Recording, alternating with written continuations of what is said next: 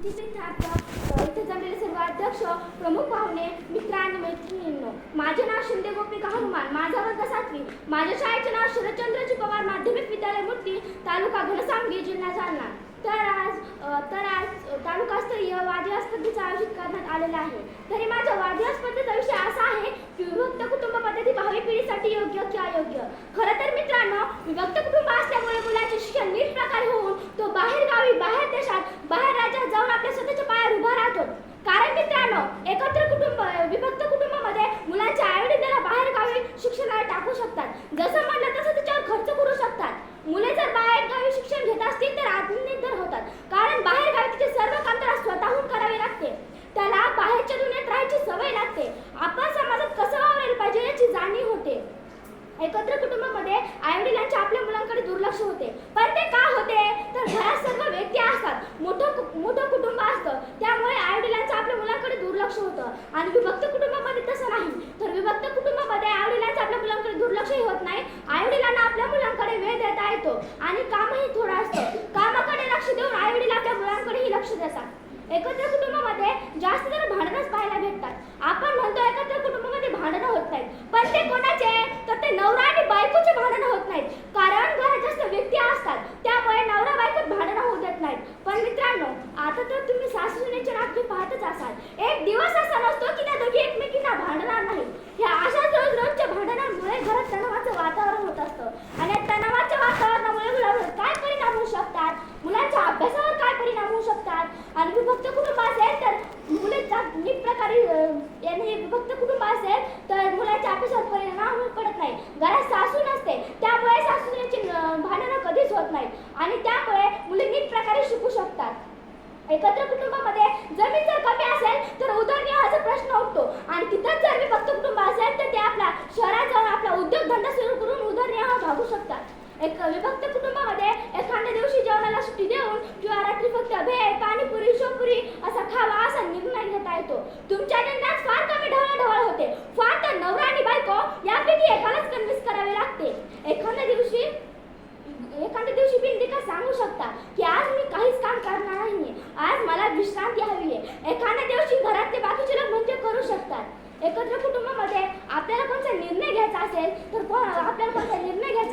किंवा कोणतं संकट आलं असेल तर त्यांची मतं जुळत नाहीत.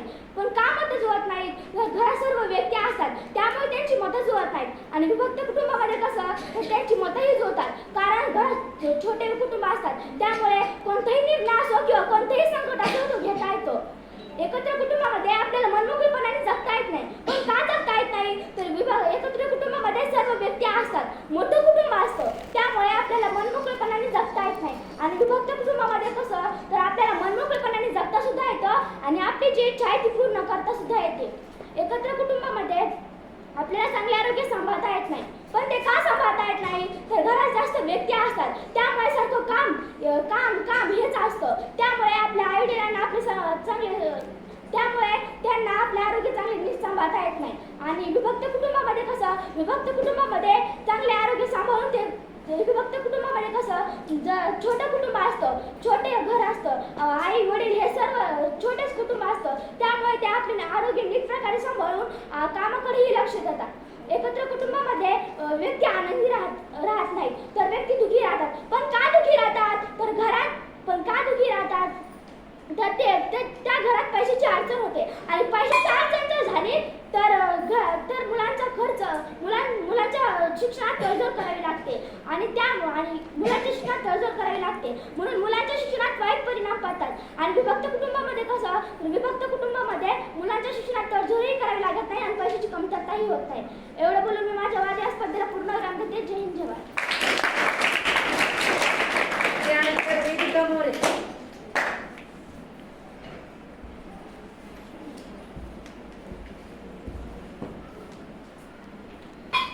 तर आज हुतात्मा जनार्दन मामा नागापूरकर यांच्या स्मृतिप्रित्यर्थ वादविवाद स्पर्धा आयोजित करण्यात आलेली आहे. तरी आजच्या कार्यक्रमाचे अध्यक्ष, मान्यवर मंडळी तसेच इथे उपस्थित असलेले सर्व विद्यार्थी मित्रमैत्रिणी सर्वांना माझा नमस्कार. मी तौवेदिका अमोलराव वर्ग 7वी. माझ्या शाळेचे नाव शरदचंद्रजी पवार माध्यमिक विद्यालय मूर्ती, तालुका घनसावंगी, जिल्हा जालना. तर आजच्या वादविवादाच्या पहिल्या गटाचा विषय असा आहे की विभक्त कुटुंब पद्धती भावी पिढीसाठी योग्य की अयोग्य. तर माझा विषय असा आहे की विभक्त कुटुंब पद्धती भावी पिढीसाठी अयोग्य आहे आणि अयोग्यच आहे. मला असे वाटते की विभक्त कुटुंब नसेल तर त्या घरात खूप आनंद असतो, सगळीकडचं वातावरण अगदी प्रसन्न असतं आणि त्या घरातील मुलांवर चांगले संस्कार असतात. परंतु जर विभक्त कुटुंब असेल तर त्या घरात फक्त आई वडील आणि त्यांची मुले राहत असतात. आई वडील सकाळी लवकरच कामाला बाहेर जातात, दिवसभर ती मुले घरी एकटीच राहतात व त्या मुलांवर चांगले संस्कार होत नाहीत. पुढे चालून तीच मुले वाईट मार्गाला लागतात. परंतु जर विभक्त कुटुंब नसेल तर आई वडील जरी कामाला गेले तरी घरातील दुसरे लोक त्या मुलांवर चांगले संस्कार करत असतात. म्हणून माझे असे ठामपणे मत आहे की विभक्त कुटुंब पद्धती भावी पिढीसाठी अयोग्य आहे आणि अयोग्यच आहे. मला असे वाटते की विभक्त कुटुंब नसेल तर त्या घरात आजी आजोबा राहत असतात. आजी आजोबा हे त्यांच्या नातूंना चांगल्या गोष्टी सांगत असतात. ती मुलं त्या गोष्टीतून चांगला बोध घेतात. या मोठ्यांसोबत कसं वागायचं, या जगात कसं वावरायचं हे आपल्याला आजी आजोबा शिकवत असतात. म्हणून माझे असे ठामपणे मत आहे की विभक्त कुटुंब पद्धती भावी पिढीसाठी अयोग्य आहे आणि अयोग्यच आहे.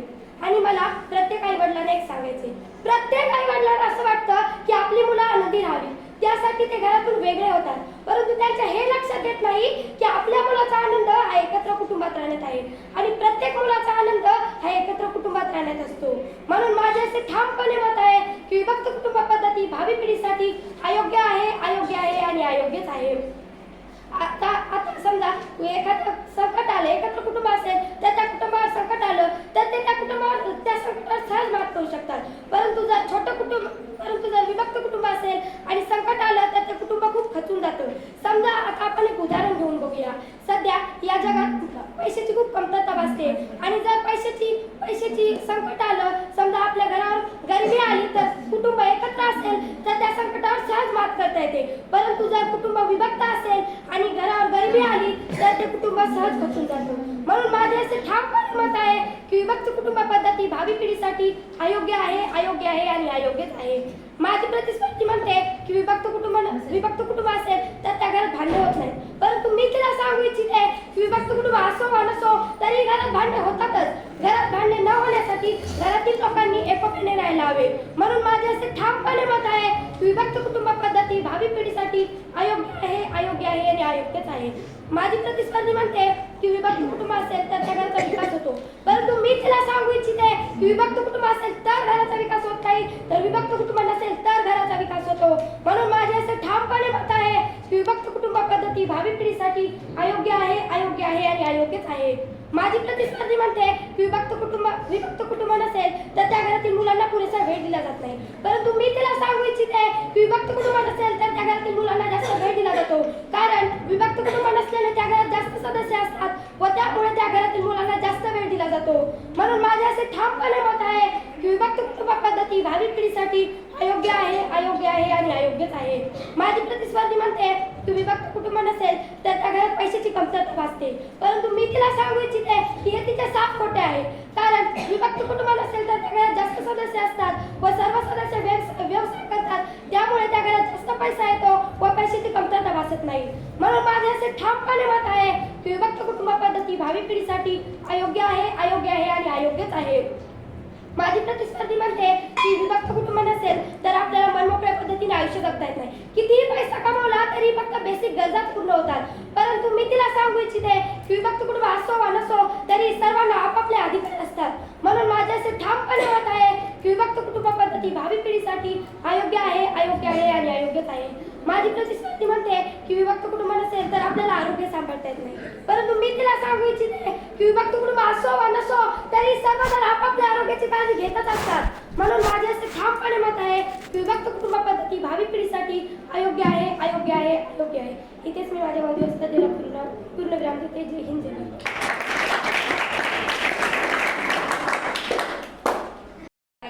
पण मला खेदाने म्हणायला लागते की ही पिढी बऱ्याच मोठ्या प्रमाणात भरकटलेली आहे. कारण या पिढीला शिक्षणाच्या संधी तर खूप मिळाल्या, पण कुठेतरी ही पिढी शिक्षणातच मागे पडत आहे. आणि याला कारण आहे विभक्त कुटुंब पद्धती. विभक्त कुटुंब पद्धतीत हमगाव खामगाव हेच असतात. त्यातील हमगाव दोन्ही कामात जातात आणि मुलं घरात एकटीच राहतात, ना त्यांच्या कुणाची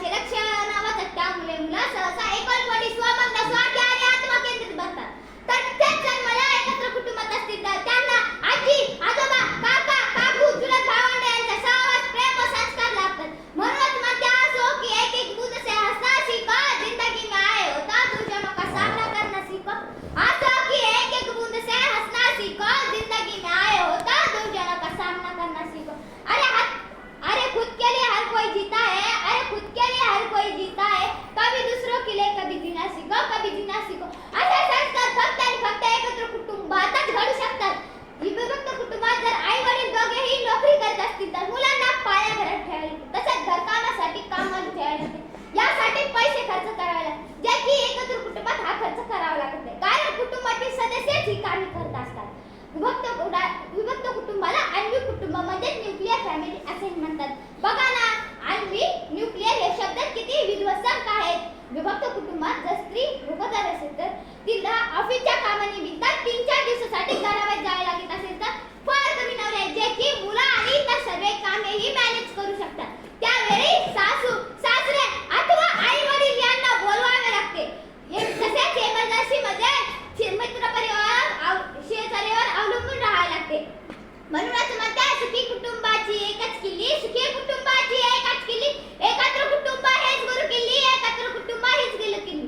मित्रांनो, भक्त कुटुंब पद्धती जर वाढीस लागली तर विधवा वृद्धांना असुरक्षित वाटेल, कारण त्यांना भावनिक व आर्थिक आधार मिळणार नाही. तसेच विभक्त कुटुंबामुळे कौटुंबिक मालमत्ता भावंडांमध्ये विभागली जाते. त्यात परिणामी नुकसान होतं, ते पण आपल्याला कळतही नाही व वळतही नाही. आताच माझे प्रतिस्पर्धी म्हणत होते की भक्त कुटुंबात मुलांवर जास्त लक्ष देतात. मग मला त्यांना असे विचारायचे वाटते, मग का बरं त्या मुलांमध्ये दुर्लक्षितपणा, एकटेपणाची भावना वाढीस लागते का? म्हणूनच म्हणते, अरे तुमचं असं झालंय खोटं बळपण रेटून बा, अरे तुमचं असं झालंय खोटं बळपण रेटून बा. माझं ते खरं म्हणण्यापेक्षा खरं ते माझं म्हणायला शिका, खरं ते माझं म्हणायला शिका. आजच्या काळात एकच लेकरू जे की आई बापाला झेरी आणते. एकदा तुमच्या आजी आजोबाला विचारा, तुमच्या घरात किती लेकरं होती? माझी आजी म्हणते, आमच्या घरात चुलत्या मालत्याची अशी 11 लेकरं होती, पण कुठे लहानाची मोठी झाली कळालंच नाही. हे वाक्य आपल्यापैकी बऱ्याच जणांनी ऐकले का नाही सांगा बरं? म्हणूनच म्हणते, उघडा डोळे बघा नीट, उघडा डोळे बघा नीट. अहो, घर म्हटलं तर भांडं लागणारच आणि आवाज होणारच.